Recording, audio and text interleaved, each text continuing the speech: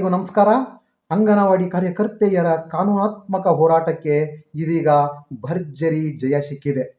Supervisor ಹುದ್ದೆಗಳಿಗೆ ಕರ್ನಾಟಕ ಲೋಕಸೇವಾ ಆಯೋಗ ಕೆಪಿಎಸ್ಸಿಯ ಸ್ಪರ್ಧಾತ್ಮಕ ಪರೀಕ್ಷೆ ಬೇಡ.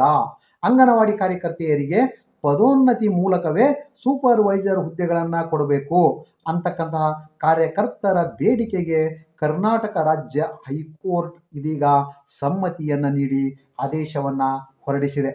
ಅಂಗನವಾಡಿ ಕಾರ್ಯಕರ್ತರ ಒಳಿತಿಗಾಗಿ ಸಂಘಟನೆಗಳು ಎಷ್ಟೇ ಹೋರಾಟವನ್ನು ನಿರಂತರವಾಗಿ ಮಾಡ್ತಾ ಇದ್ರೂ ನಿರೀಕ್ಷಿತ ಫಲಗಳು ಸಿಗ್ತಾ ಇಲ್ಲ. ಅಂಗನವಾಡಿ ಕಾರ್ಯಕರ್ತರ ಸಮಸ್ಯೆಗಳಿಗೆ ಕಾನೂನಾತ್ಮಕ ಹೋರಾಟವೇ ಸೂಕ್ತ ಪರಿಹಾರ ಅಂತಕ್ಕಂಥ ಮಾತು ಇದೀಗ ಮತ್ತೊಮ್ಮೆ ನಿಜವಾಗಿದೆ.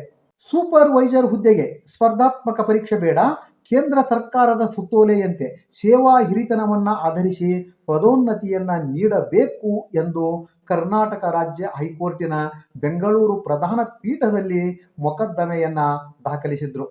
2020 ಆರಂಭದಲ್ಲಿ ಮಂಡ್ಯ ಜಿಲ್ಲೆ ಮದ್ದೂರು ತಾಲೂಕಿನ ಶಿವಲಿಂಗಮ್ಮ ಹಾಗೂ ಇತರರು, ದಕ್ಷಿಣ ಕನ್ನಡ ಜಿಲ್ಲೆಯ ಪುತ್ತೂರು ತಾಲೂಕಿನ ಅರುಣಾಕುಮಾರಿ ಮತ್ತಿತರರು ಸಲ್ಲಿಸಿದಂತಹ 2 ಪ್ರತ್ಯೇಕ ರಿಟ್ ಅರ್ಜಿಗಳ ವಿಚಾರಣೆಯನ್ನು ನಡೆಸಿದ ರಾಜ್ಯ ಹೈಕೋರ್ಟ್ 2025 ಡಿಸೆಂಬರ್ 12ರಂದು ಅತಿ ಮಹತ್ವದ ತೀರ್ಪನ್ನು ನೀಡಿದೆ.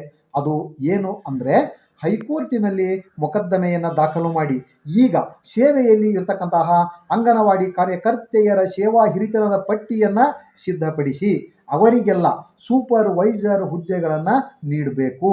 ಆ ಹುದ್ದೆಯ ಪ್ರಯೋಜನಗಳೆಲ್ಲವನ್ನೂ ಹೈಕೋರ್ಟ್ಗೆ ಅರ್ಜಿ ಸಲ್ಲಿಸಿದ ದಿನಾಂಕದಿಂದ ಅನ್ವಯವಾಗುವಂತೆ ಕೊಡಬೇಕು ಅಂತಾನೂ ಕೂಡ ಹೈಕೋರ್ಟ್ ಸ್ಪಷ್ಟವಾಗಿ ಹೇಳಿದೆ. ಹೈಕೋರ್ಟ್ ನ್ಯಾಯಮೂರ್ತಿ ಆರ್ ನಟರಾಜ್ ಅವರು ನೀಡಿದ ಈ ತೀರ್ಪಿನ ಪ್ರತಿ ಈಗಷ್ಟೇ ಲಭ್ಯವಾಗಿದೆ. ಕರ್ನಾಟಕ ಸರ್ಕಾರದ ಮಹಿಳೆ ಮತ್ತು ಮಕ್ಕಳ ಅಭಿವೃದ್ಧಿ ಇಲಾಖೆ 2020ರಲ್ಲಿ ರೂಪಿಸಿದ ನಿಯಮಾವಳಿಗಳಲ್ಲಿ ನೇರ ನೇಮಕಾತಿ ಅಂತಕ್ಕಂತಹ ಪದದ ಬದಲಾಗಿ ಆಯ್ಕೆಯಿಂದ ಪದೋನ್ನತಿ ಎನ್ನುವ ಪದವನ್ನು ಸೇರಿಸಬೇಕು ಅಂತ ಹೇಳಿರುವ ನ್ಯಾಯಾಲಯವು ಈ ಪದೋನ್ನತಿಯು ಕಾರ್ಯಕರ್ತರು ತಮ್ಮ ಹುದ್ದೆಯ ನೇಮಕಾತಿಗೆ ನಿಗದಿ ಮಾಡಿರ್ತಕ್ಕಂತಹ ಶೈಕ್ಷಣಿಕ ಅರ್ಹತೆಯ ಪರೀಕ್ಷೆಯಲ್ಲಿ ಪಡೆದ ಅಂಕಗಳನ್ನು ಮಾನದಂಡವನ್ನು ಆಗಿ ಇಟ್ಟುಕೊಳ್ಬೇಕು. ಪದೋನ್ನತಿಗೆ ಕಾರ್ಯಕರ್ತರ ಸೇವಾ ಅವಧಿಯನ್ನು ಆಧರಿಸಿ ಕೃಪಾಂಕವನ್ನು ನೀಡಬೇಕು. ಕಾರ್ಯಕರ್ತೆಯ ಪ್ರತಿ 5 ವರ್ಷದ ಸೇವೆಗೆ 4 ಕೃಪಾಂಕಗಳನ್ನು ಕೊಡಬೇಕು.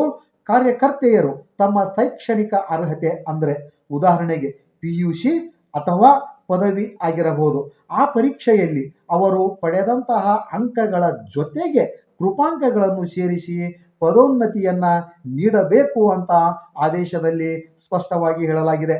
ಸದರಿ ಮೊಕದ್ದಮೆಗಳಲ್ಲಿ ಸೂಪರ್ವೈಸರ್ ಹುದ್ದೆಯ ಪದೋನ್ನತಿಗಾಗಿ ಅಂಗನವಾಡಿ ಕಾರ್ಯಕರ್ತೆಯರ ಪರ ವಕಾಲತ್ತನ್ನು ವಹಿಸಿದಂತಹ ನ್ಯಾಯವಾದಿಗಳು ನ್ಯಾಯಾಲಯದ ಮುಂದೆ ಏನೇನು ವಾದವನ್ನು ಮಂಡಿಸಿದ್ರು, ಅದಕ್ಕೆ ಸರ್ಕಾರ ನೀಡಿದಂತಹ ಉತ್ತರಗಳು ಏನು ಎಂಬುದರ ಜೊತೆಗೆ ಈ ಮಹತ್ವದ ತೀರ್ಪಿನ ಮತ್ತಷ್ಟು ವಿವರಗಳನ್ನು ಮುಂದಿನ ವಿಡಿಯೋದಲ್ಲಿ ಸಮಗ್ರವಾಗಿ ಹೇಳಲಾಗುವುದು ಅಂತ ಹೇಳ್ತಾ ನನ್ನ ಮಾತಿಗೆ ಪೂರ್ಣ ವಿರಾಮ ಹೇಳ್ತಾ ಇದ್ದೀನಿ. ಎಲ್ರಿಗೂ ನಮಸ್ಕಾರ.